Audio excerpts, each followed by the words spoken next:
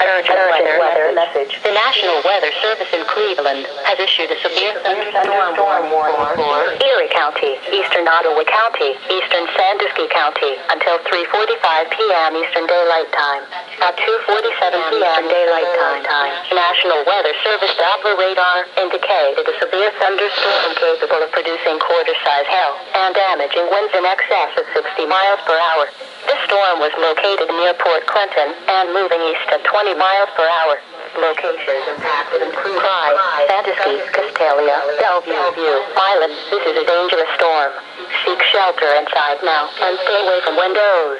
Repeating, a severe thunderstorm warning has been issued until 3:45 p.m. Eastern Daylight Time for the following counties in Ohio, Erie, Ottawa, and Sandusky.